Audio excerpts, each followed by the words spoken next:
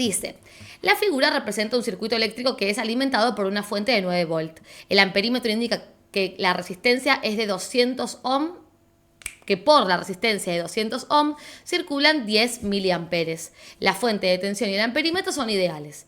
¿Qué potencia disipa la resistencia de 50 ohm? ¿Qué valor tiene la resistencia R? Bueno, en estos ejercicios de circuitos eléctricos, yo lo último que hago es responder las preguntas.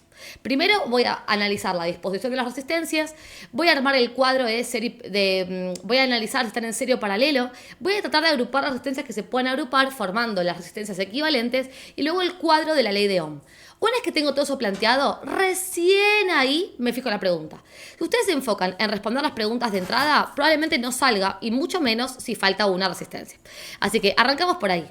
Yo le voy a poner nombre a las resistencias. A ver, esta va a ser la R1, a esta le voy a llamar R2. Esto es indistinto como lo hagan, ¿eh? A esta le voy a llamar R3, a esta R4, a esta R5. Pónganle los nombres que ustedes quieran.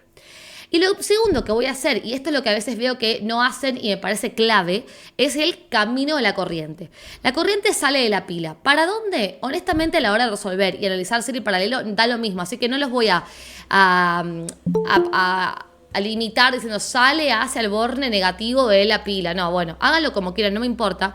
La cuestión es que sale de la pila hacia alguno de los dos lados, al que quieran, y empieza a recorrer el circuito. Entonces sale la corriente, la intensidad de corriente de acá. Sale por acá, pasa por esta resistencia. Cuando llega a esta punta, usted tiene que pensar si tiene la posibilidad de tomar dos caminos o si tiene un camino solo. Como acá esto no sigue, el único camino que puede tomar la corriente es venir para acá. Una vez que llega a este punto, acá sí puede tomar dos caminos, porque puede ir para allá o puede ir para abajo. Entonces ahí tengo que separar en dos colores, o sea, en dos resistencias que provienen de esta original. Entonces, puede ser que parte de la resistencia va a pasar por acá y la otra parte va a bajar. Va a pasar por acá y vuelve acá. Si quieren que sea bien didáctica con colores, la corriente principal, que es la que sale de la pila, que es la amarilla, se va a separar en dos corrientes. La suma de la que es rosada más la que es celeste, ¿sí? O sea, eso es lo que estoy visualizando con esta representación. ¿Qué pasa? La rosada y la celeste se volvieron a unir acá. La rosada más la celeste es la amarilla, entonces de acá vengo para arriba y retomo a la pila, ¿sí? Entonces, una vez que tengo el circuito armado con colores, eso está bueno, si pueden usarlo sería un espectáculo, lo que yo puedo hacer ahora es interpretar cómo están dispuestas las resistencias. Si una corriente se bifurcó, probablemente lo que pueda visualizar primero es un paralelo, pero no importa eso. O sea, lo que yo quiero que entiendan es que si toman dos resistencias cualesquiera y reconoce cómo están dispuestas, bueno, eso ya tenemos una serie o tenemos un paralelo. Lo que tienen que pensar es lo siguiente: siempre de a dos resistencias conviene, nunca a tres. Si por dos resistencias circula la misma corriente, están en serie. Y si dos resistencias tienen corrientes distintas y esas dos corrientes provienen de una original, están en paralelo. Entonces fíjense que acá que R1 y R2 tienen la misma corriente porque es la de color amarillo. O sea que R1 y R2 están en serie. Y por ende forman la resistencia 1,2. Y otra cosa que veo es que acá abajo estas dos corrientes también por ellas circula la misma corriente. Estas dos resistencias, perdón. No es la misma corriente que R1 y R2 porque es otra. Pero R4 y R5 entonces también están en serie porque por ellas circula la misma corriente. Entonces digo, bueno, R4 y R5 también están en serie y forman la R45. Cuando ya no tengo más pares o parejas de resistencias que agrupar, porque uno podría decir, bueno, pero yo acá veo un paralelo porque de esta corriente amarilla se disoció en dos y eso no era paralelo. O sea, cuando teníamos dos corrientes distintas que provenían de un original, las R estaban en paralelo. Sí, pero las tres al mismo tiempo no. ¿Sí? Entonces, lo que vamos a hacer ahora es, yo voy a volver a dibujar el circuito para interpretar ese paralelo. Entonces, cuando tengo una serie, lo que hago es, en lugar de dibujar dos resistencias como acá o dos como acá, dibujo una sola. Entonces digo, bueno, a ver, tengo la R1,2 acá arriba. La pila, ya esta R no la dibujo porque la estoy metiendo acá adentro en su equivalente. Después acá tengo a la que llamé R3, que hasta ahora no la junté con nadie. Y después por acá abajo la R45. Vuelvo a dibujar el camino de la corriente, vuelvo a hacer ese trabajito. Entonces sale la corriente de la pila, llega al nodo, cuando llega ahí, otra vez tiene que separarse en dos, pasa por acá, después otra parte de la corriente va para abajo, se disocia de la misma manera. Cuando se vuelven a juntar las disociadas, se vuelve a formar la original, que era esta de color amarillo, que pasa por R12, que está en serie con la pila. Entonces ahí sí puedo ver que las que están en paralelo son estas dos resistencias, R3 con la R45, no con R4 y R5, con la 45, que es la equivalente de esa serie. Entonces ahí digo, bueno, R3 y R45 están en paralelo. Entonces, ¿qué R total forman? Y la que lleva todos los números, o sea, sería la R3, 4, 5. Y por último, vuelvo a dibujar el circuito. Y cuando vuelvo a dibujar el circuito y agrupo un paralelo, lo que hago es, si yo tengo dos filas, o sea, dos cables, digamos, los agrupo como si fuera uno solo. Entonces, vuelvo a dibujar esto, pero estos dos cables los convierto en uno. Entonces sería la R12 y acá va a estar la R345.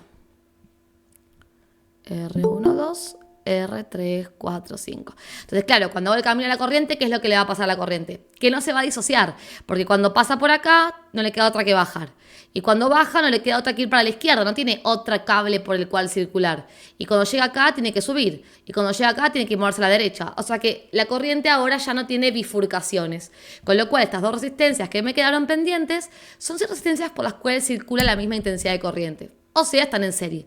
Así que R12 y R345 están en serie y forman a la R1, 2, 3, 4, 5. Como esta R tiene a todas las resistencias involucradas, entonces esta va a ser la R total.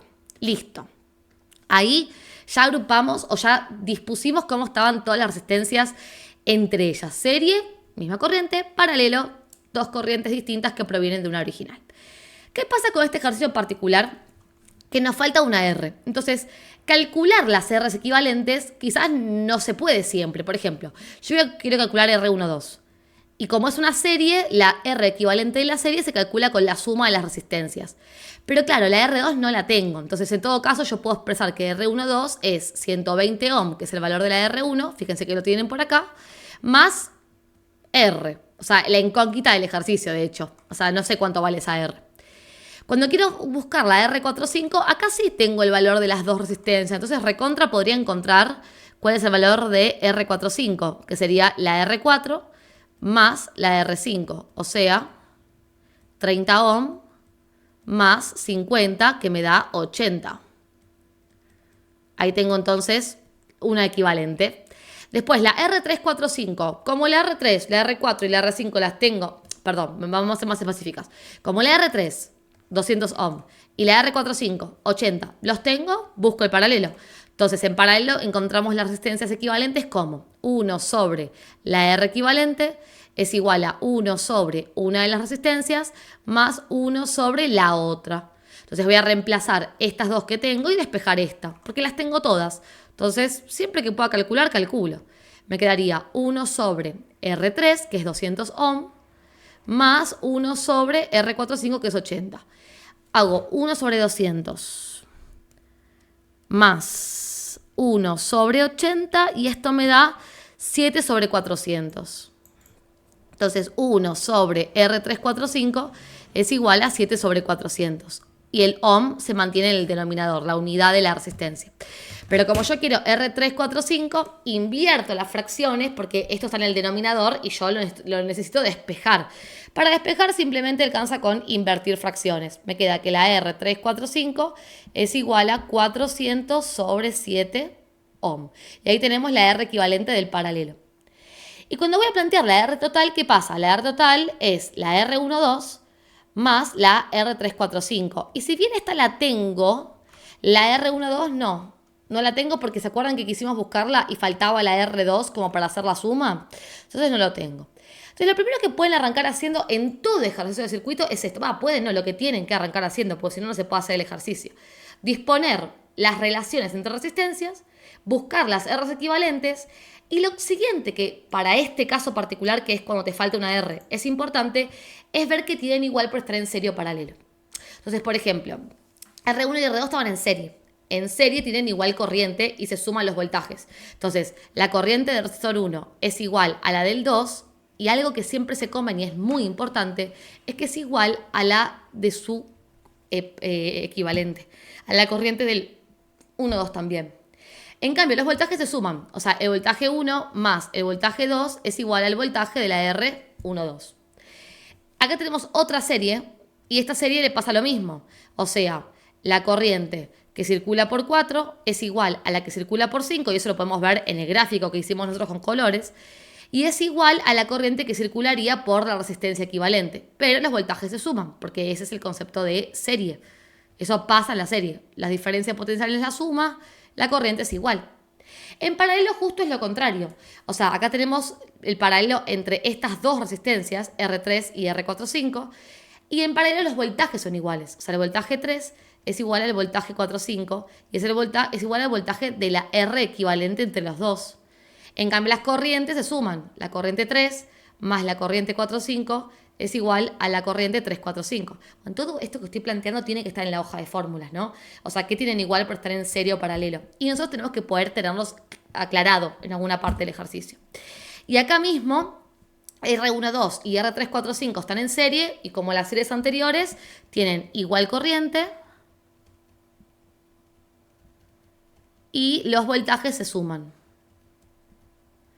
Bueno, una vez que me hice toda esta aclaración, que está bueno todo por escrito como para no tener que estar después razonando nada en el aire, armamos el cuadro de resistencias, corrientes y voltajes, o sea, el cuadro de la ley de Ohm.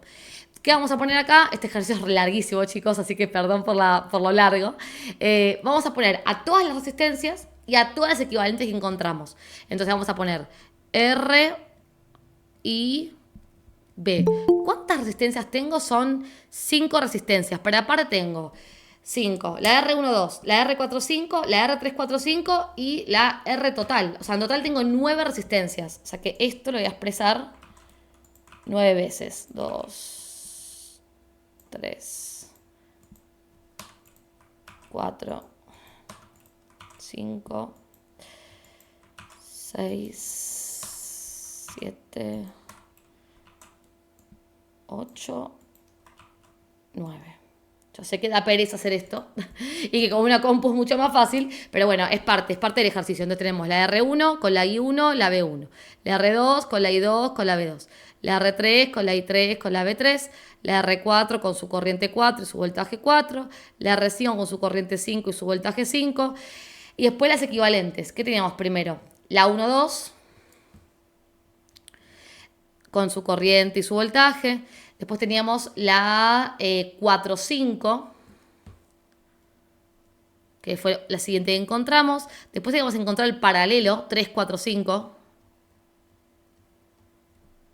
Y por último, la que llamamos total, porque involucraba a todas las resistencias. Y vamos a marcar estas igualdades, ¿sí? Por ejemplo, acá yo digo, I1 es igual a I2 es igual a I1,2, lo marco. I1, I2 e I1,2 serán iguales. ¿Qué más tenemos después? Acá, I4, I5 con I4,5. Le voy a poner ese mismo color, así no me confundo los colores después. I4 con I5 con I4,5. ¿Qué más tenemos después? Los voltajes del paralelo. B3 con B4,5 igual a B3,4,5. Siempre cambio de color, porque si pago todo el mismo color, voy a poner que todo es igual. Entonces, ¿cómo era? Ya me olvidé. B3 con B4,5. B3, B4,5 con B3,4,5.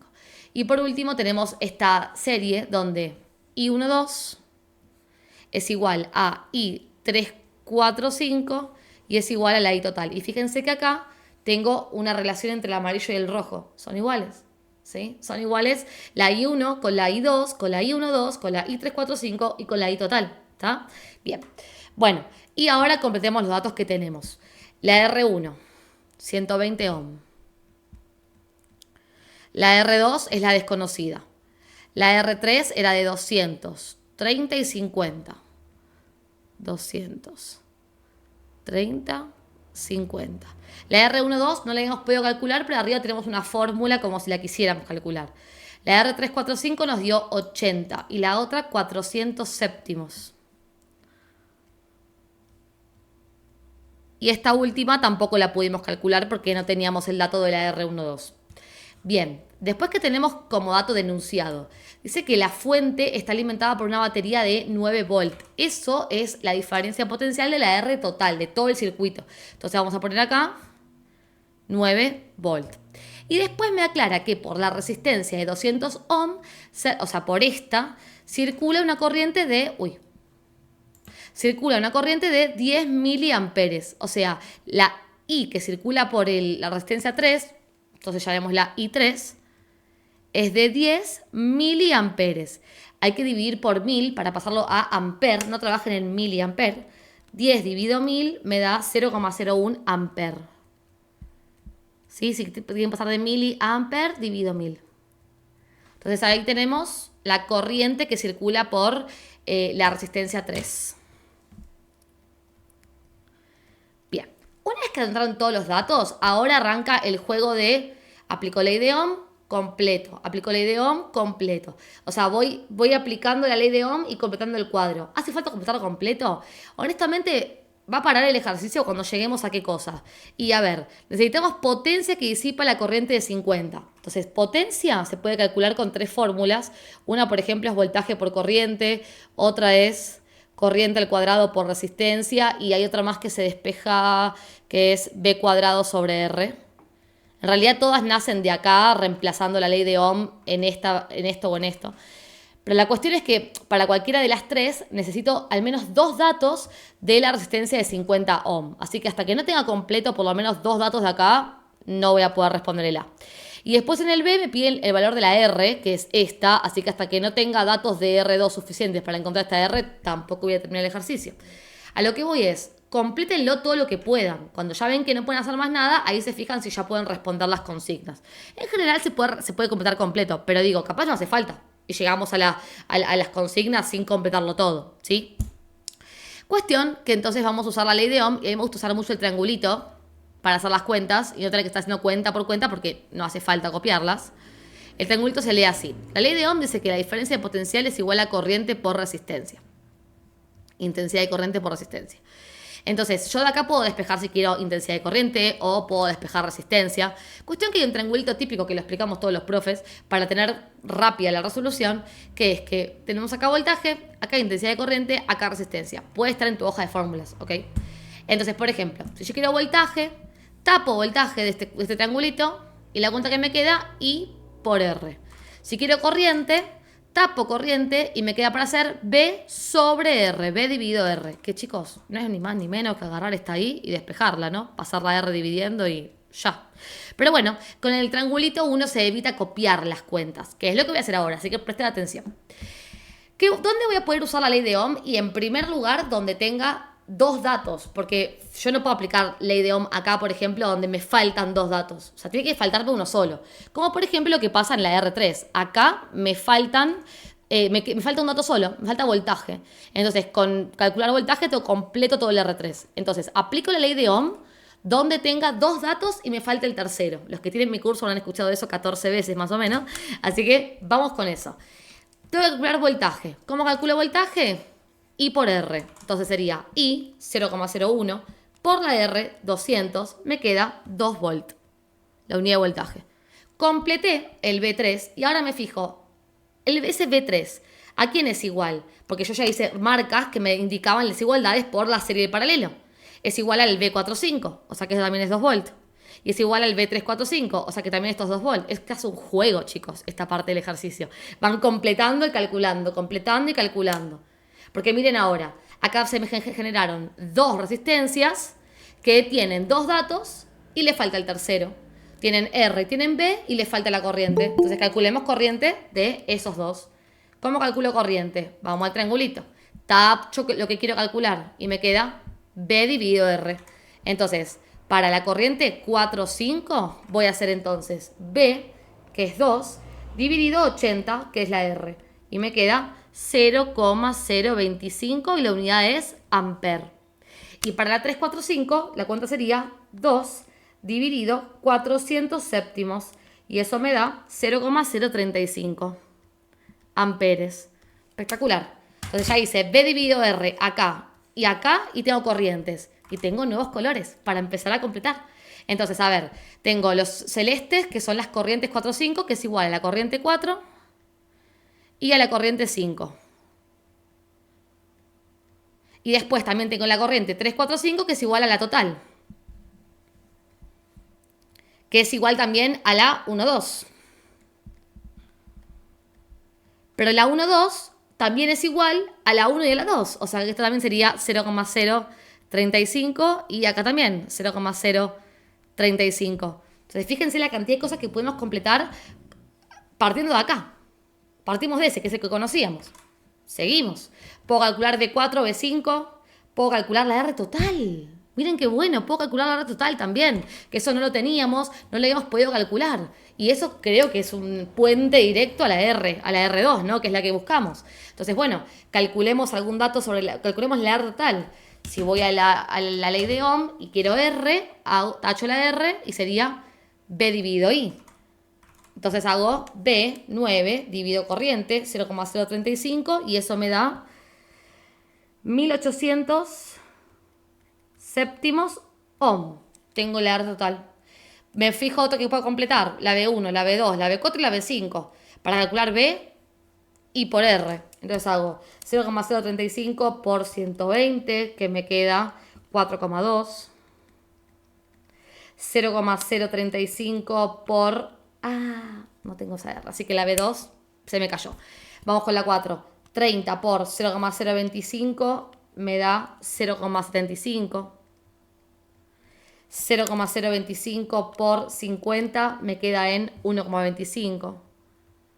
Bueno, y acá no puedo completar más nada, porque fíjense que las dos R's que me faltarían completar, me faltan en ambas dos datos. Bueno, y acá es donde entran en juego las operaciones que planteamos arriba. Si fuera un ejercicio donde no falta ninguna R, fija que esto se completó con todo. Todo. O sea, si tenemos todas las R's, esto está completo, ya está terminado. Cuando faltan R's, lo que pasa es que también se usan estas operaciones para seguir completando. Entonces, por ejemplo, la primera operación que hemos planteado es que en la serie la B1, el voltaje 1 más voltaje 2 era igual al voltaje 1, 2. Entonces digo, ¿puedo plantear algo de ahí? ¿Puedo despejar algo de ahí, por ejemplo, el voltaje 2? La respuesta es que no, porque tengo B1, pero no tengo B1, 2. Entonces me falta este. Si tengo dos incógnitas, no puedo usar la ecuación. Vengo acá y dice B4 más B5 es B4, 5. Estoy hablando de las sumas, no de las igualdades. Las sumas es lo que dejo para el final del ejercicio. Pero tengo B4, tengo B5 y tengo B4, 5. Y en todo caso podría corroborar que la suma de estos dos me da 2 volt. Y sí, o sea, este más este efectivamente da esto. O sea, vengo re bien con el cuadro porque se vienen cumpliendo las condiciones. Así que eso no me da, esta cuenta, aunque es válida, no me da nueva información. Después tenemos que I3 más I45 es I345. Lo tenemos por acá, ¿sí?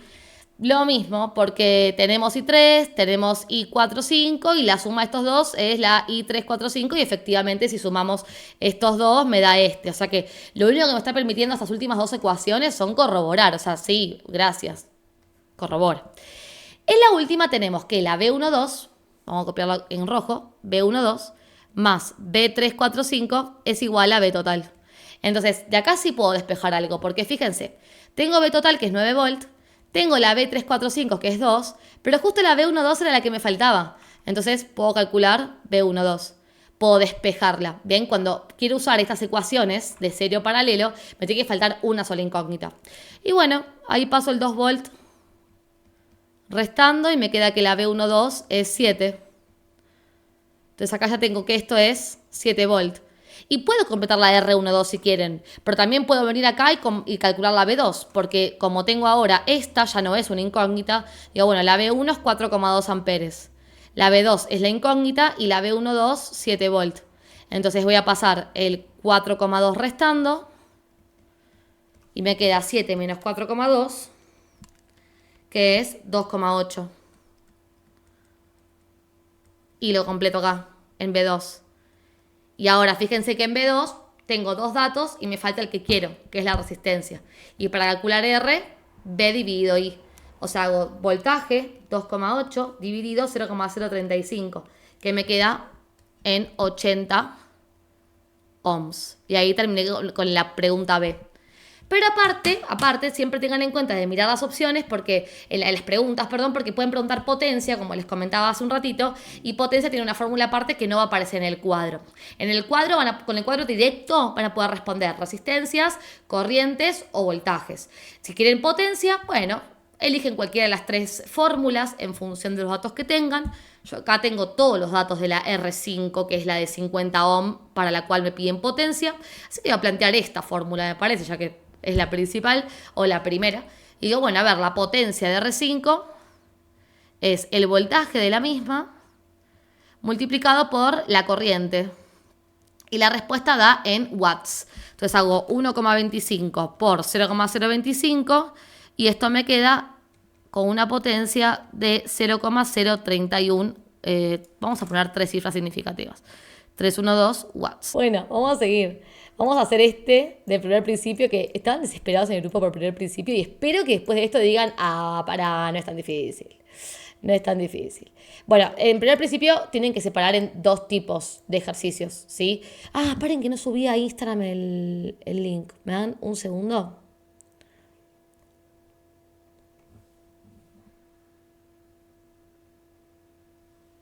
Voy a sacar una foto ahí. Se ve el mantelito, tengo que ver. Bueno, no importa. Después la borro.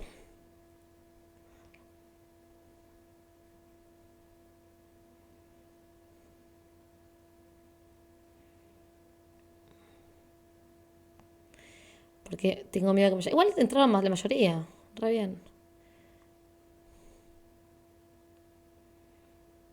Me da pena porque hasta ahora está mucha gente cursando o trabajando, que no se pueden unir. Espero que esté grabando bien esto, que no me esté fallando el OBS. Me marca que está todo bien. Igual yo tengo menos tecnología para la grabación, chicos. No que no tenga el equipamiento, que yo no tengo conocimiento. A ver, dice, un gas puede pasar de un estado A un estado C, según dos evoluciones reversibles representadas en el gráfico de presión en función del volumen, pasado por un estado intermedio B o por un estado intermedio D. O sea, acá te dice como que puede pasar por acá o puede pasar por acá. No es un ciclo esto. Son dos evoluciones para pasar de A a C. Dice, si la variación de energía interna representa las variaciones de energía interna, bueno, sí. Y si Q es el calor intercambiado por el gas con el medio exterior, se cumple que... y me da opciones. Bien. ¿Qué tengo que mirar acá? ¿Cómo es la variación de energía interna de A a C pasando por D o pasando por B? Lo primero que tienen que recordar ahí es que la variación de energía interna es una función de estado. ¿Qué significa eso? No le importa el camino. Importa el inicio y el final. ¿Y qué importa de eso? Las temperaturas. Si aumenta la temperatura, la variación de energía interna es positiva. Si disminuye la temperatura, la variación de energía interna es negativa. Pero la cuestión es que sea como sea, variación de energía interna siempre va a ser CB por N por T final menos T inicial, y esta va a ser su operación. Honestamente, yo no sé si en A y en C la temperatura es la misma, aunque esto parezca una isoterma, o sea, una línea de temperatura constante. Ni idea. Tampoco me lo aclaran y tampoco me importa, porque yo no quiero saber si la variación de energía interna es cero. Yo quiero saber si la variación de energía interna caminando por acá o caminando por acá es igual, es distinta, es mayor, es menor, ¿cómo son? Entonces ustedes piensen que si solamente me importa el inicio y el final y no me importa el camino, cuando calcule esto entre A y C, la cuenta va a ser la misma yendo por B o yendo por D. Pero justamente porque es una función de estado, porque no me importa el camino.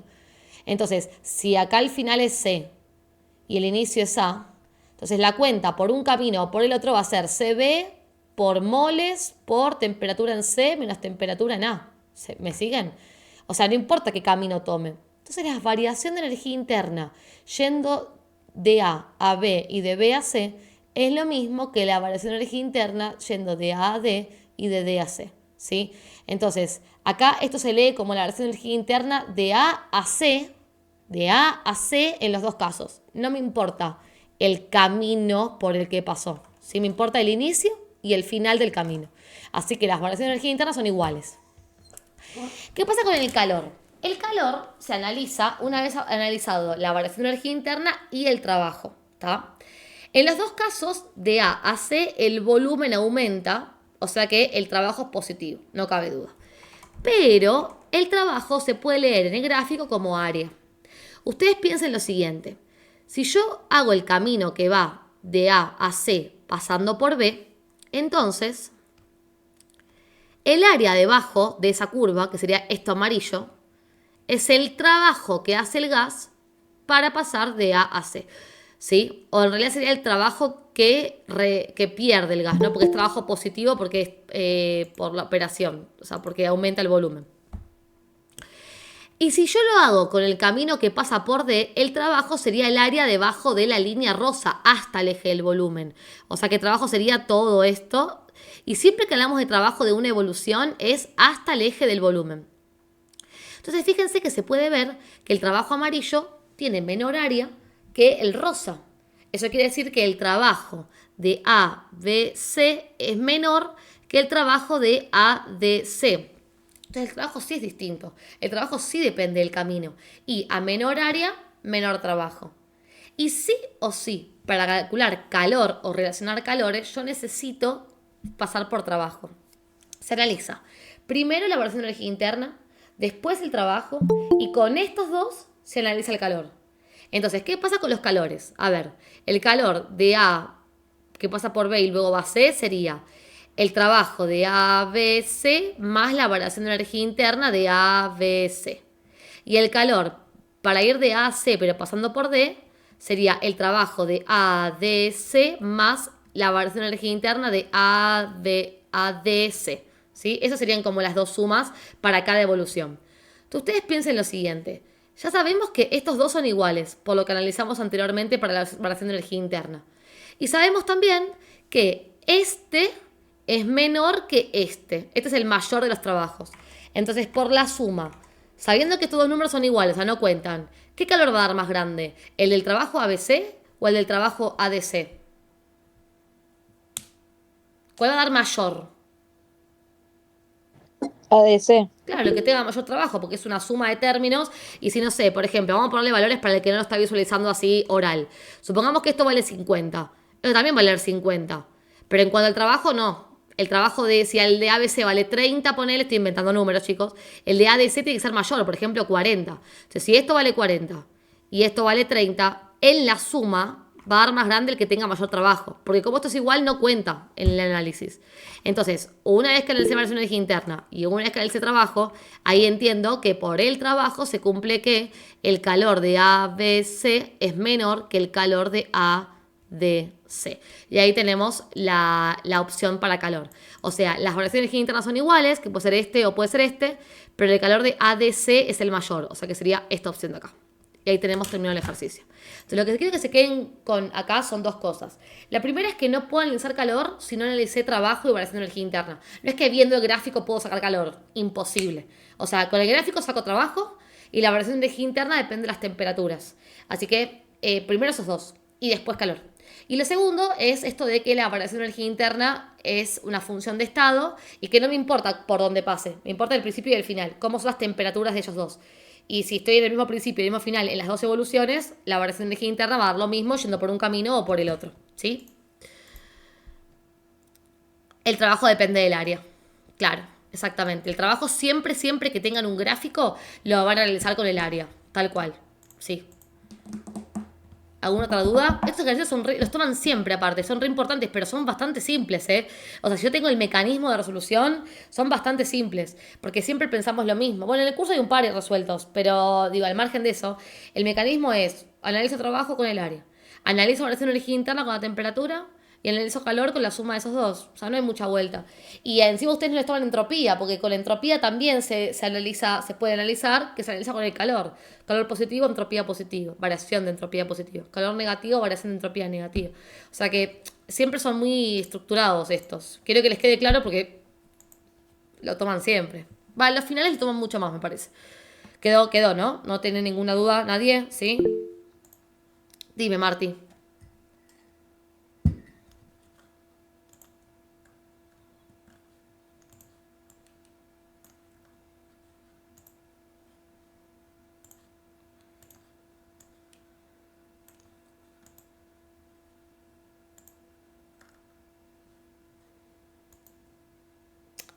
séme más específica con la pregunta. ¿La temperatura es igual en qué? ¿La variación de temperatura no será? O sea, porque yo acá lo que planteé es que yendo por B o yendo por D, la variación de temperatura entre C y A es la misma. No estoy diciendo que la temperatura de A y de C sea la misma, ¿eh? O sea que yendo por D o yendo por B, la variación de temperatura entre A y C es la misma. Después, yo no sé si son iguales A y C, no me lo dice el ejercicio.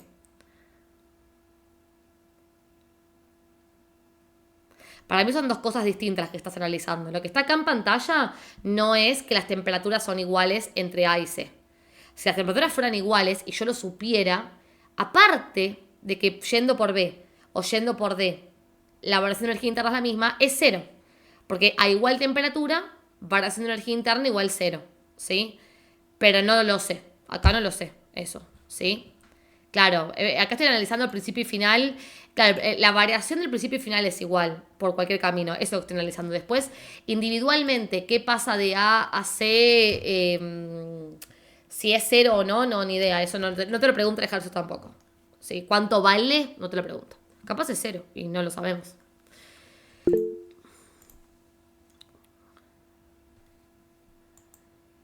Tiene que ver con la entropía. Si una evolución es reversible, la entropía del universo es cero.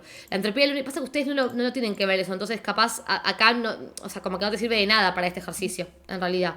Pero en una evolución que es de tipo reversible, quiere decir que el desorden que se genera por el aumento de temperatura, el cambio de volumen o de presión, tiene forma de volver para atrás. Y eso es variación de energía interna, no.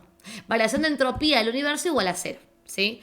Pero como no lo ven, no, acá digamos que no va a tener sentido en la resolución. Y acá tampoco tiene sentido, no sé por qué está. Bueno, sí sé por qué está. Lo ponen porque capaz alguien puede tomar ese dato como información, pero para resolver esto no hace falta. Si fuese un ciclo, la variación de energía interna es cero y el trabajo se calcularía igual que acá, solo que con las fórmulas de triángulo y rectángulo. Bueno, si fuera un ciclo, o sea que el ciclo sería de A vuelve a A, la variación de energía interna es cero porque la temperatura en A y en A, que es el final, es la misma. Entonces, temperatura inicial y final igual, variación de energía interna cero. O sea, en un ciclo, la variación de energía interna cero. Y el trabajo del ciclo particularmente es el área interna dentro del ciclo. O sea, si esto hubiera sido un ciclo que no lo es, el trabajo sería toda esta parte que está acá adentro, que como existe, como no es cero, tiene un cierto valor. Y según el recorrido será positiva o negativa. Y el área en general, si la tienen que calcular con área el ejercicio, se los dan como un triángulo o como un rectángulo. Sí, tal cual, Pri. Por ejemplo, acá una compañera nos pasó este ejercicio, donde, por ejemplo, tenemos un gráfico de presión y volumen y no tenemos la cantidad de gas. No me lo dice. Ah, pero lo puedo calcular. Porque es así. Ustedes cuando tienen que hacer cálculos en primer principio tienen dos tipos de ejercicios, si se quiere. Uno donde no sabemos la cantidad de gas o no sabemos el tipo de gas. Por ejemplo, este. Cuando no sabemos si es monoatómico o diatómico y no sabemos los moles de gases que hay, probablemente el ejercicio se resuelva con el gráfico específicamente, ¿sí? Ahora, hay otros ejercicios donde sabemos la cantidad de gas y también el tipo de gas para saber cómo usar el CP y el CB.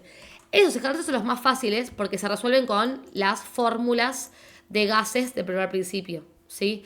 Entonces, si quieren ahora le planteamos pero justo acá tenemos como los dos tipos. Si toca donde no podemos usar las fórmulas con libertad porque no tenemos ni N, ni sabemos qué CP o CB usar, porque no sabemos si es monoatómico o diatómico el gas, probablemente ahí salga con área. Porque, por ejemplo, acá te pide calcular el calor intercambiado con el ambiente y decidir si el gas lo cede o lo recibe. Y por lo que expliqué recién hace un ratito, calor siempre va a ser trabajo más variación de energía interna.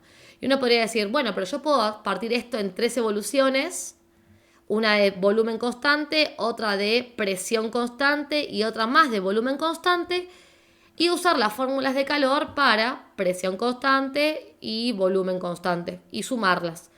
Pero en ese ejercicio no se puede, porque insisto, puedo usar las fórmulas únicamente si conozco el tipo de gas o la cantidad de gas, cosa que no es dato en este ejercicio.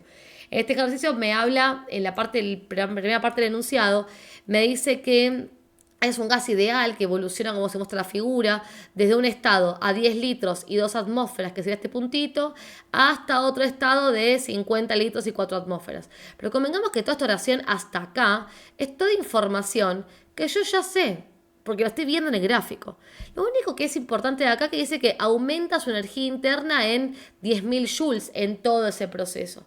O sea, yo sé que la variación de energía interna va a ser 10.000 joules y es positivo porque dice que aumenta, ¿no? Pero claro, si yo quisiera calcular el calor y pienso siempre en las fórmulas, acá no puedo. Tengo que usar la ley del primer principio. O sea, la fórmula de calor es igual a trabajo más variación de energía interna. Pero está bien, porque ya tengo la variación de energía interna como para empezar acá. Me faltaría trabajo. Y ahí entra un juego que dijiste vos recién. Si tengo que calcular trabajo y tengo un gráfico, los hago con las fórmulas de área de rectángulo o área de triángulo. Si yo quiero sacar el trabajo de toda esta evolución, fíjense que no es un ciclo, ¿no? No es un ciclo porque no se cerró. Entonces yo tendría que sacar el trabajo desde acá hasta acá. Entonces, ¿qué hacen? Arman el perímetro de esto y calculan el trabajo hasta el eje del volumen. Cuando no es cerrado, siempre es hasta el eje del volumen. O sea que el trabajo sería todo este rectángulo hasta acá. Quien no lo ve, eso, otra opción es separar el trabajo de cada línea, ¿no? O sea, el trabajo para esta evolución, para esta y para esta por separado. Pero como justo la primera evolución, esta, y la última, esta, se dan a volumen constante, porque esta recta indica que todo el tiempo el volumen es 10, y esta otra que todo el tiempo el volumen es 50. Entonces, si quieren, pueden quedarse solamente con esta evolución, porque este trabajo va a ser 0, y este trabajo también va a ser 0, porque a volumen constante trabajo 0. Entonces, el área debajo de esta evolución va a ser el trabajo. Y en las dos formas que expliqué la interpretación, siempre área va a ser la línea, el área debajo de la línea hasta el eje del volumen.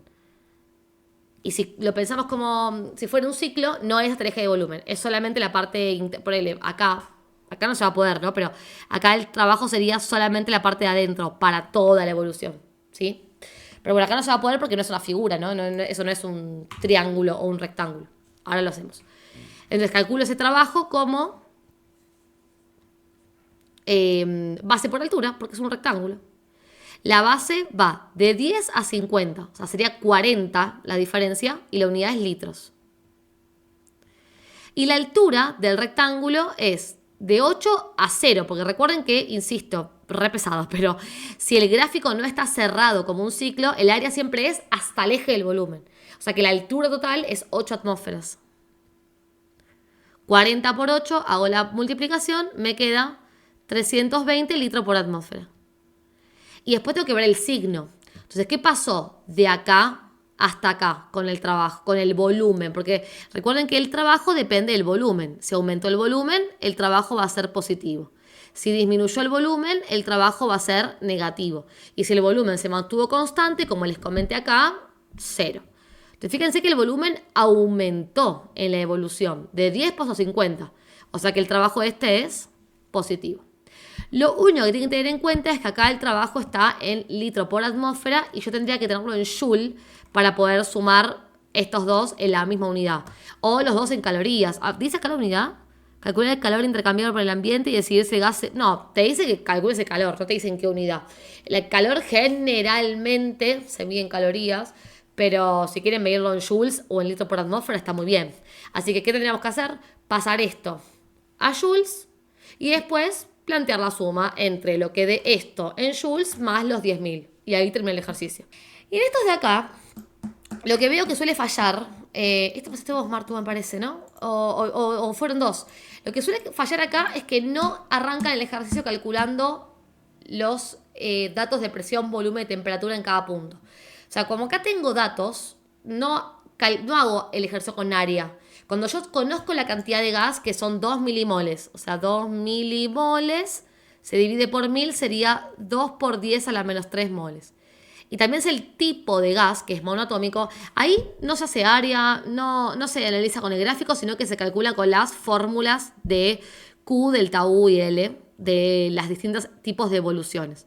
Acá encima me aclara que, por ejemplo, de A a B es una isotérmica, o sea que sé que tendría que usar estas fórmulas.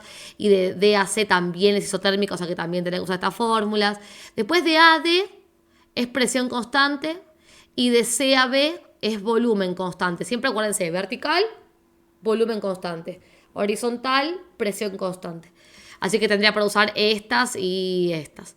¿Qué pasa con estos ejercicios? Que si los queremos mandar directamente a calcular, por ejemplo, el calor, que se analiza línea por línea, ¿sí? Dice el calor de evolución ABC, dice, ¿no? Entonces sería de A a B, de B a C, o sea, hasta acá.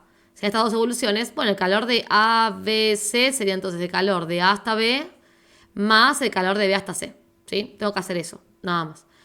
Y de A a B es isotérmica la evolución, entonces si es isotérmica el calor dice que es L, o sea, la misma fórmula que L. N por R por T por logaritmo natural de volumen final sobre volumen inicial. Y el calor de B a C, fíjense, acá tengo volumen constante, dijimos recién, ¿no? Porque es vertical la evolución. Si es volumen constante, la fórmula de Q es delta U, o sea, la misma fórmula que está en delta U. O sea, CB por N por T final menos T inicial. Cambien donde dice final e inicial por los límites de cada evolución, ¿no? Porque, por ejemplo, acá va de A a B. A es inicio y B es final. Y el otro va de B a C. Ahora B es inicio y C es el final. O sea, quedaría el C y acá quedaría B, ¿no? Bueno, pero fíjense que cuando plantean en la fórmula, porque con esto tiene que salir, hay que ver, tenemos todo. Entonces digo, ¿tengo los moles? Efectivamente, acá. Tengo R, la tengo acá, en Joule, me piden que use esa, espectacular. Tengo la temperatura en AB, que es una evolución a T constante. No. Entonces yo tendría que sacar la temperatura de la evolución AB. Entonces ahí digo, bueno, saco la temperatura de A. ¿Cómo saco temperatura? P por B igual a N por R por T. Como la temperatura de A es igual a la temperatura de B porque la evolución es isotérmica, entonces yo puedo sacar la de A o la de B, la que yo quiera. Cualquiera de las dos van a dar lo mismo. Pero ¿qué pasa? Cuando quiero plantear temperatura, si despejo me queda P por B sobre N por R. Y fíjense una cosa. Necesito la presión, el volumen, la cantidad de gas y la R. De A o de B, de cualquiera de las dos. Y claro, cuando voy a plantearlo para A, me doy cuenta que la presión de A no la tengo. Entonces digo, bueno, no voy a calcular la temperatura con los datos de A, porque no tengo la presión en A. Sí tengo su volumen, que es 2 litros, pero la presión no la tengo. Entonces, bueno, no me doy mucha rosca, lo calculo con B, para el cual sí tengo el volumen y también tengo el dato de presión. Entonces acá, presión de B, o sea, 2 kilopascales, por volumen de B, 6 litros, divido los moles por la R que, como tengo kilopascal por litro, tengo que usar la que tiene Joule, porque kilopascal por litro es Joule. Y con eso obtengo la temperatura en B, que al fin y al cabo es la misma que la de A. O sea, tengo que elegir mi mejor postor, digo, ¿con cuál de las dos lo hago? ¿Sí? Entonces ahí calculo la temperatura esta y después, ¿volumen de B lo tengo? Sí. ¿Volumen de A lo tengo? También. Listo. Para esta parte ya, digamos que si hago este cálculo tengo todo. Para esta, CB acá dice 3 medios por R. O sea que sería 3 medios por este número. Lo tengo. Moles, ya dijimos que lo tenemos. Y temperatura en C más temperatura en B. Tenemos la temperatura en B porque la acabamos de calcular. Me faltaría la temperatura en C. ¿Sí? Eso es verdad. Cuando voy a plantear la temperatura en C, la fórmula no es otra. Es esta misma. Entonces yo necesitaría la presión en C, el volumen en C y N y R que ya los tenemos, ¿no? Moles y la constante de los gases ideales. Entonces, claro, presión en C no lo tengo. Así que ya ahí tengo un problema nuevo, que es que no tengo el dato de presión en C. Pero la temperatura en C, ¿a qué temperatura es igual también? ¿A la de quién?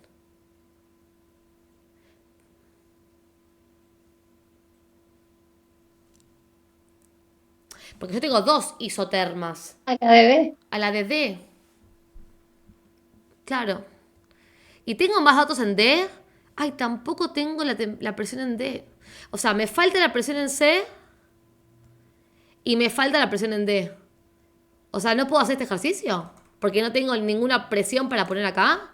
O puedo calcular presión también, porque la fórmula de P por B igual a N por R por T me permite despejar lo que yo quiera. Entonces digo, bueno, puedo despejar la presión en D. Tengo que hacer moles por R por la temperatura en D dividido el volumen, Claro, pero me falta temperatura en D. Justamente mi idea es calcular temperatura en D acá. O sea que se me cae la opción de calcular presión con D. Pero después, ¿de quién podría calcular la presión que es igual a la de D?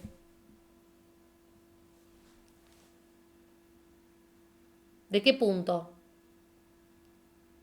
De la A. De la A, tal cual. Entonces digo, yo necesito presión en D.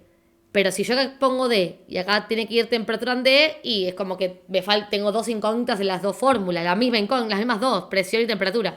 Entonces digo, pero la presión en D es la misma que la presión en A. Entonces en vez de calcularlo para D, lo calculo para A.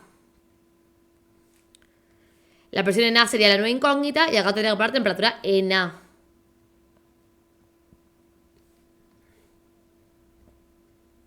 Entonces, presión en A lo voy a poder calcular porque la temperatura en A es la misma que la de B, entonces puedo reemplazar acá. El volumen de A lo tengo, entonces ahí ya calculo presión en A acá, lo meto acá adentro y calculo temperatura en D. Bueno, todo esto que yo acabo de analizar requiere de mucho taca, taca, taca, taca, taca, taca, ¿o no? Porque, o sea, implica que yo tengo que estar pensando a conciencia que me falta, quién lo tiene igual. Bueno, el recurso que yo les doy, que me parece, como acá, básicamente, que hago un choclo de cosas, pero que sale así, es que cuando tengan datos para hacer cálculos, ¿dónde cancho estamos? Acá. Ármense un cuadrito. Ella todo lo soluciona con cuadros. ¿Vieron cómo soy yo? Todo con cuadros. Entonces dice, bueno, a ver, tengo la evolución A, perdón, el punto A, B, C, D. Cada uno tiene su presión, vamos a poner así, su presión, su volumen, su temperatura. Y esto lo replico para los 4 puntos de la evolución. Para los 4, porque aunque me pidan hasta C, ya vieron que D está involucrado en la resolución. Y por el tipo de evolución me marco que tienen iguales. Por ejemplo, de A a B dijimos que era a temperatura constante. Entonces yo me marco acá que la temperatura de A y la de B son iguales. Después, de B a C tenemos una evolución a volumen constante. Entonces me marco que este y este van a ser iguales. Y después, de C a D, tenemos otra isoterma que es de T constante.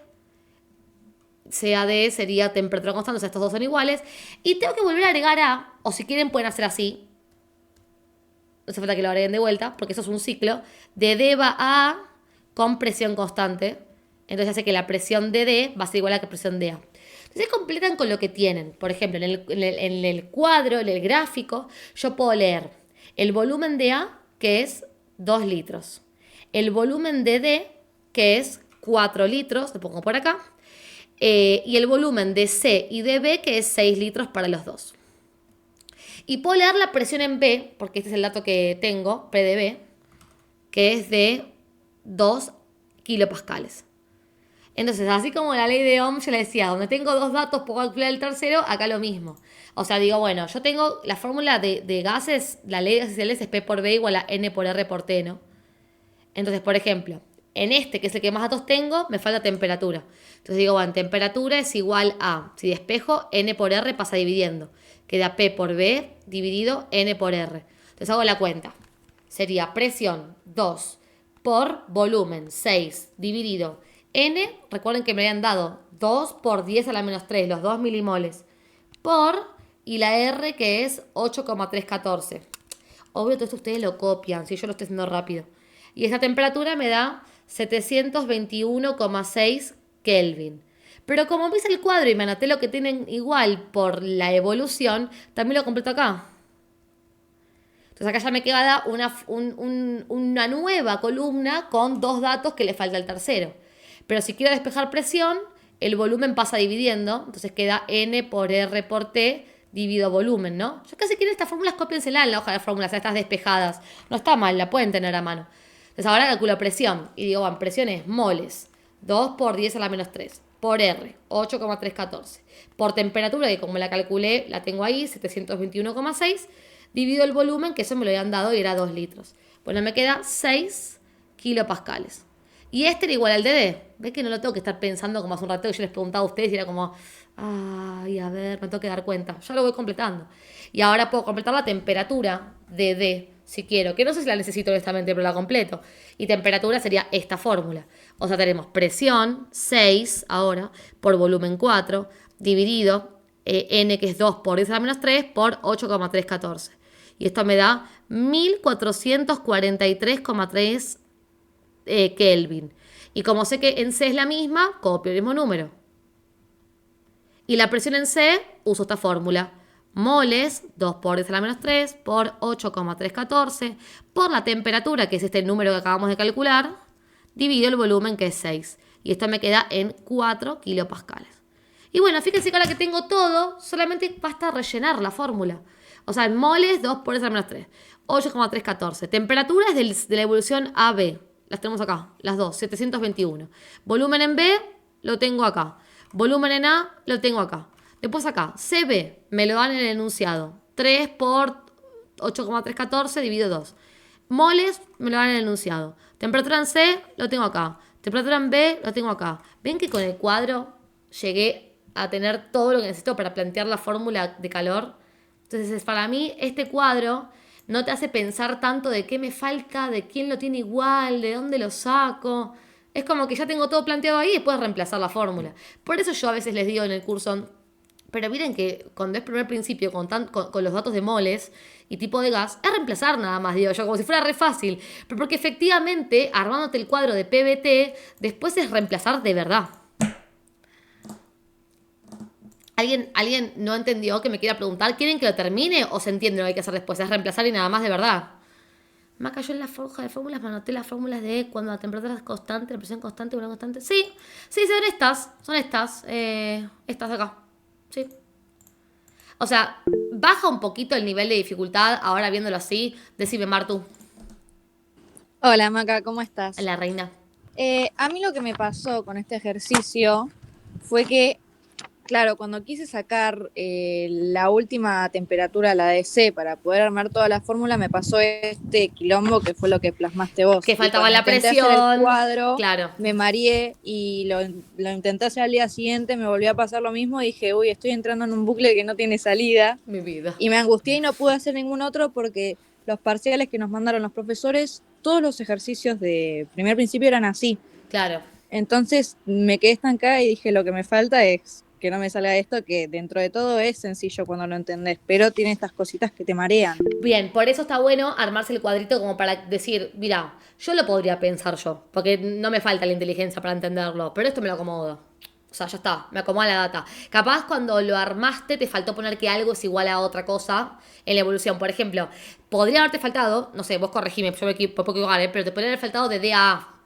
Porque como en el cuadro planteamos solamente los puntos, esto se cierra en un ciclo. Y si yo, por ejemplo, me comía de D a A, que era la presión constante, no ponía que era 6 y este 6 lo saqué de A.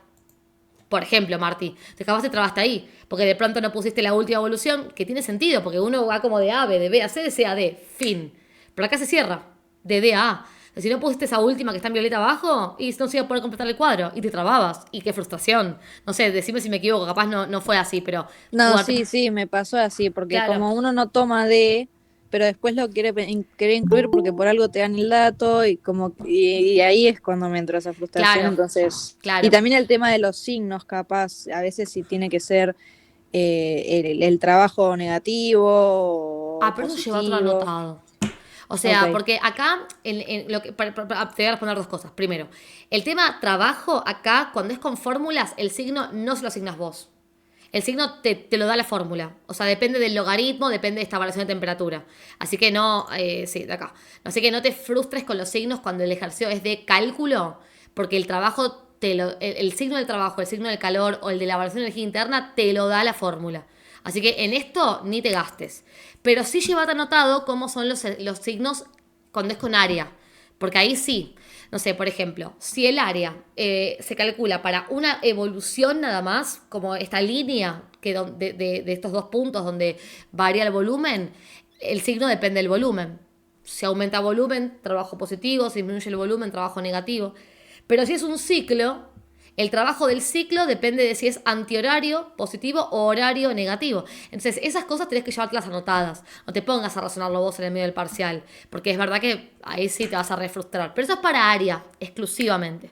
¿sí? Y después qué significa si es entregado, recibido, para trabajo y para calor, que es justo lo opuesto, también lleva otro anotado, ¿sí? Aquí, creo que lo que me importa es que se entienda que cuando es con fórmulas, todo lo que es signos te lo da la fórmula y te gastas, ¿sí?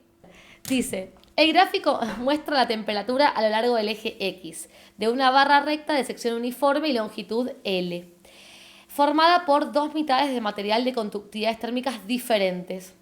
El primer tramo, desde X0 hasta L sobre 2, tiene conductividad K1 y el siguiente K2. ¿Qué se puede leer en el gráfico? Se puede leer como que ustedes tienen una barra que tiene una longitud L sobre 2 y otra barra que también tiene longitud L sobre 2, como que es la otra mitad. Y están dispuestas en serie, porque eso es lo que me indica ese gráfico.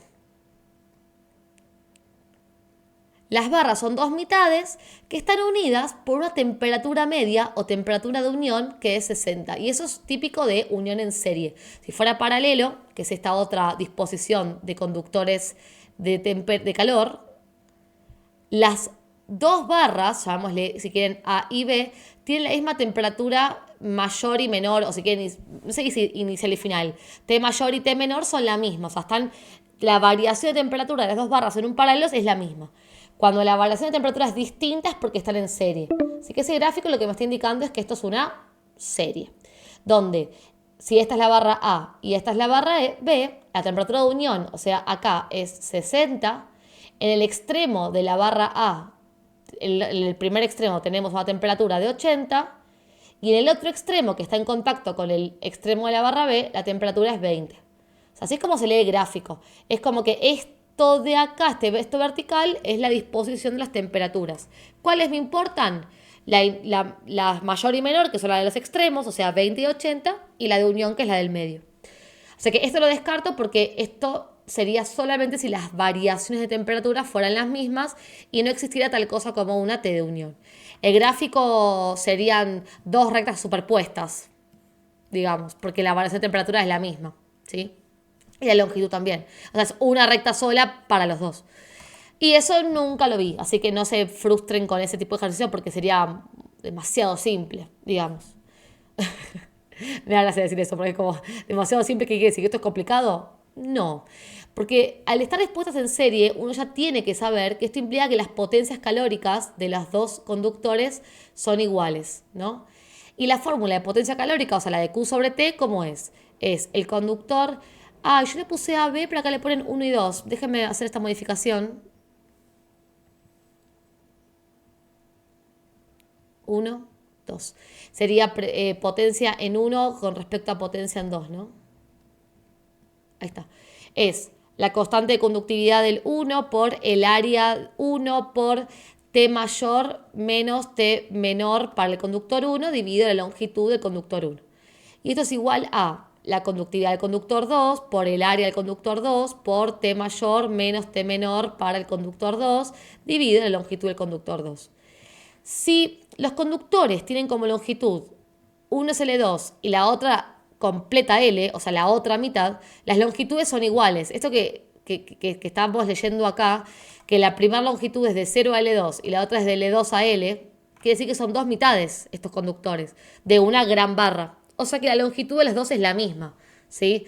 Si acá, por ejemplo, dijera L sobre 3, ahí ya no es la misma longitud, porque la longitud del primero es 1/3 y la del otro sería lo que sobra, que es 2/3 de la longitud. O sea, ahí las L's no serían iguales. Pero al ponerte L sobre 2, quiere decir que las dos tienen la misma longitud, que es L sobre 2 cada una. Y si alguien no lo entiende, lo que estoy diciendo, la longitud del conductor va a ser la resta entre estos valores. O sea, L2 menos 0 y L menos L sobre 2. Si hacen la cuenta, L2 menos 0 les queda L sobre 2 y L menos L2 sería 1 menos 1/2. O sea, 1/2 L o L sobre 2. Así que no se hagan mucha rosca. Si justo acá tenemos una mitad, quiere decir que cada barra es mitad y mitad de la barra total. Con lo cual las longitudes son iguales. Y después dice que esta línea recta, esta barra recta que tiene longitud L, igual chicos, paren, di toda esa explicación de las longitudes y acá dice, formada por dos mitades. Si son dos mitades es porque son dos conductores con igual longitud. O sea que todo lo que analicé recién al Pepe, pero bueno, lo tienen ahí a mano. Y aparte dice que la barra es de sección uniforme, o sea, el área nunca cambia, no es que se ensancha o se achica en alguna parte de la conductividad. Con lo cual las áreas de los dos también son iguales porque esto tiene una estructura rígida, no variable en su sección. Sección y área es lo mismo para esta materia. Entonces las áreas son iguales, entonces se cancela todo lo que es igual. Y me queda conductividad del conductor 1 por... La T mayor del conductor 1 es 80. Fíjense que acá está el conductor 1. La T mayor es 80 grados. Menos la menor, que es 60. Y eso es igual a la K2 por la T mayor del 2, que es 60, menos la T menor, que es 20. Acuérdense que nosotros organizamos las temperaturas de modo de poder ver para el conductor 1 la T mayor y la menor, y luego para el conductor 2 la T mayor y la menor del 2, ¿no? Entonces yo ya tengo todos esos datos tomados del gráfico. Entonces me queda K1 por 80 menos 60, que es 20 grados, igual a K2 por 60 menos 20, que es 40. Como acá fíjense que en las opciones tengo a K1 despejada, voy a despejar K1 y voy a pasar el 20 dividiendo. Si estuviera despejada K2, despejo K2, ¿no? Hago entonces 40 y 20, eso da 2. O sea que K1 es igual a K2 por 2. O sea, K1 es el doble de K2. Y la opción correcta es justo la primera. Y el último, que me pidieron también en el grupo, era este, que es de campo eléctrico. Dice, una carga eléctrica puntual de módulo Q, representada por el círculo negro, está fija en el espacio. Los puntos A y B de la carga Q se encuentran sobre una línea recta separados a una distancia D, tal como lo muestra la figura. Se denomina E de A y E de B al módulo del campo eléctrico generado por Q en los puntos A y B. Recuerden que el campo eléctrico los genera una carga a cierta distancia D, ¿sí? De hecho, la fórmula de campo eléctrico generado por una carga Q es K por Q dividido la distancia hasta donde quiero calcular el campo eléctrico al cuadrado. Entonces, aparentemente esta Q genera campo eléctrico y yo quiero conocer la relación, porque esto me lo indica las opciones, ¿no?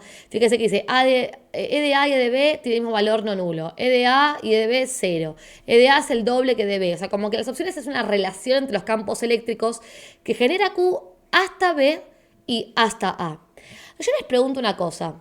Si Q es la carga que genera el campo hasta B o hasta A, y K es un dato del medio donde está sucediendo esto, que supónganse que es el vacío, ¿no? O en el aire. ¿Qué diferencia hay entre el campo eléctrico en B y en A respecto a esta fórmula? O sea, ¿qué es lo que va a diferir en la fórmula? La distancia, Merly, tal cual, la distancia. Porque la distancia hasta B es D. Pero la distancia de Q hasta A son 2 Ds. ¿Ven? Entonces yo voy a plantear el campo eléctrico hasta B como K por la Q que genera el campo eléctrico dividido la D, esa mayúscula que me dan ahí, al cuadrado, porque hasta B la distancia es D. Y el campo eléctrico hasta A sería K por Q por 2 veces D, porque es esta D más esta D, también al cuadrado. Como acá tengo una operación para resolver, voy a continuar un poquito más y voy a hacer el cuadrado del 2 y del AD, entonces esto me queda 4D cuadrado. Divido las fórmulas, porque si yo quiero conocer relación, tengo que dividir, sí o sí. Y como fíjense acá dice, E de A vale, E de A vale, E de A vale. Eso es como que está despejado, E de A. Yo lo que voy a poner es la fórmula que tiene E de A arriba y la de E de B abajo a la hora de dividir. Y otro recurso que yo doy en el curso de biofísica es que traten de linealizar las fórmulas a la hora de dividirlas. O sea, pongan todo en el numerador. Con lo cual, esto pasa multiplicando, esto pasa multiplicando. Que me quede E de B por D cuadrado igual a K por Q. Y acá sería E de A por 4D cuadrado igual a K por Q. A ver, no es un requisito esto, pero conviene para dividir las fórmulas. Entonces hago E de A por 4D cuadrado igual a K por Q. Y abajo voy a poner la otra fórmula. E de B por D cuadrado igual a K por Q. Y todo lo que es equivalente lo simplifico. O sea, se me va D cuadrado con D cuadrado, K con K, Q con Q. ¿Y qué me termina quedando? Me queda E de A por 4 sobre E de B. Y ojo acá, que cuando simplifican no queda 0. Es una división. La división de cosas iguales da 1. paso E de B multiplicando y me queda que E de A por 4 es igual a E de B por 1. Y como E de A está despejado, paso el 4 dividiendo y me queda E de A es igual a E de B sobre 4. Que esto es lo mismo que decir campo eléctrico en A es igual a 1/4 del campo eléctrico en B. Y esta es la proporción entre los campos eléctricos con el campo eléctrico de A despejado. Entonces hay que ver opción por opción, porque ¿qué significa 1/4? Entonces acá dice, E de A y de B tienen el mismo valor. No, porque si no me tendría que haber quedado E de A igual a E de B y no pasó. Después, ambos son 0. No, porque si existe distancia respecto de Q, a menos que la distancia sea 0, bueno, si la distancia es 0 no puede hacerse el ejercicio. Pero si hay una distancia de Q hasta B o de Q hasta A, no puede ser 0 el campo eléctrico jamás. O sea, tiene que ser una distancia infinita para el campo eléctrico de 0. Después, E de A vale el doble que de B. No, porque me tenía que haber quedado un 2 acá, no un 1/4. Es más, que de 1/4 quiere decir que de A menor que de B, no mayor, o sea, el doble. Después dice, E de A es 4 veces E de B. No, porque acá debe ser un 4 multiplicando, no un 1/4. Después dice, E de A es el 25% de E de B. Y cuando quieres saber porcentajes, lo que hago es multiplicar por 100 a la proporción, ¿sí? Siempre que quieras saber qué porcentaje es una cosa respecto de la otra, multipliquen por 100. O sea, 1/4 por 100 es 25. O sea, los porcentajes y las fracciones son la misma cosa, son proporciones. Entonces, ustedes pueden trabajar con porcentaje o con fracciones y para pasar de una a la otra es multiplicar o dividir por 100. Entonces, acá otra lectura de esto es campo eléctrico de A es un 25% del campo eléctrico de B. Y esa es la opción correcta, que sería esta. Y otra cosa que les quiero decir, que esto que los que tienen el curso lo vieron en el primer parcial y no quiero que se lo olviden, también hay opción de leerlo como mayor o menor, ¿no? O sea, a veces, acá la palabra es el 25%, es este porcentaje específicamente. Pero también puedo decir E de A es tanto mayor o tanto menor que el de B. Eso no está justo en las opciones. ¿Cómo se piensa eso? Restándole 100 a este porcentaje. Ya sé que si E de A es 25% del de B es porque es menor, ¿no? 25% es algo más chico.